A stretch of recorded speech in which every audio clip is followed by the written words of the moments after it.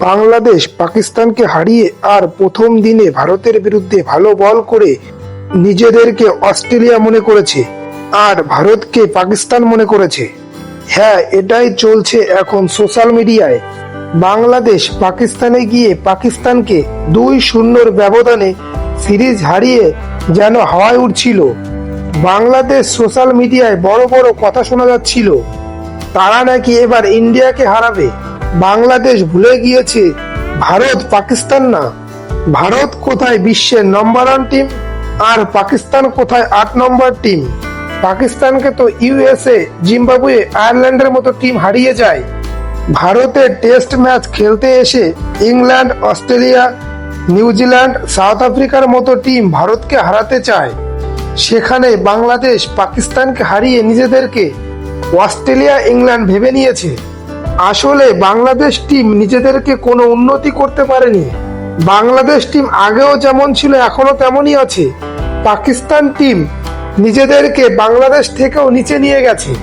পাকিস্তানকে হারানোর পর সোশ্যাল মিডিয়ায় বড় বড় কথা বলতে শোনা যায় বাংলাদেশের অধিনায়ক শান্ত পাকিস্তানকে হারিয়ে ভারতের ম্যাচের আগে এক বিবৃতিতে বলে, আমরা ভারতকে হারানোর ক্ষমতা রাখি। শান্ত হয়তো ভুল করে এই কথাটি বলে ফেলেছে, কারণ টেস্ট ক্রিকেটে ভারতকে হারানোর ক্ষমতা বাংলাদেশের এখনো নেই, এমনকি ভবিষ্যতেও কখনো হবে না। বাংলাদেশের ফাস্ট বোলার নাহিদ রানা হ্যান করবে ত্যান করবে শোনা যাচ্ছিল। ভারত নাকি নাহিদ রানাকে ভয় পেয়েছে, কিন্তু 4 দিনেই ভারত বাংলাদেশের দিবাস্বপ্ন ভেঙে আকাশ থেকে মাটিতে ছুঁড়ে ফেলেছে। 4 দিনেই বাংলাদেশ হাড়ে হাড়ে বুঝতে পেরেছে ভারত ও বাংলাদেশের মধ্যে পার্থক্য কতটা।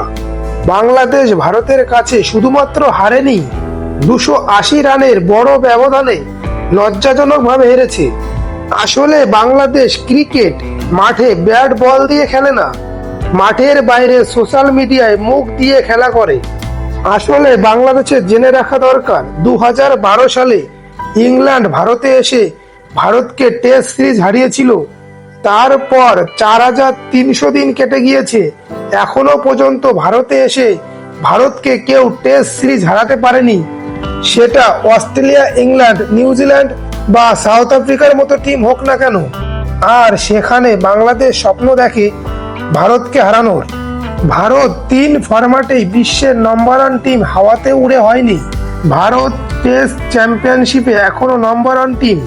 এই টেস্ট ম্যাচে রবিচন্দ্র অশ্বিনী সেঞ্চুরি করেছে এবং 6 উইকেট নিয়ে ম্যান অফ দ্য ম্যাচ হয়েছে। রবীন্দ্র জাদেজা 86 রান করেছে এবং 2 ইনিংস মিলিয়ে 5 উইকেট নিয়েছে। ঋষভ পান্ত ও শুভমান গিল সেঞ্চুরি করেছে। জাসপ্রীত বুমরা 2 ইনিংস মিলিয়ে 5 উইকেট নিয়েছে। বন্ধুরা, বাংলাদেশ কি কখনো ভারতকে টেস্ট ম্যাচ হারাতে পারবে? আপনাদের মূল্যবান মতামত কমেন্টের মাধ্যমে জানাতে পারেন। সেই সঙ্গে আমার চ্যানেলে নতুন হলে চ্যানেলটিকে সাবস্ক্রাইব করুন এবং ভিডিওটি লাইক ও শেয়ার করুন। ভিডিওটি শেষ পর্যন্ত দেখার জন্য আপনাদের সকলকে অসংখ্য ধন্যবাদ।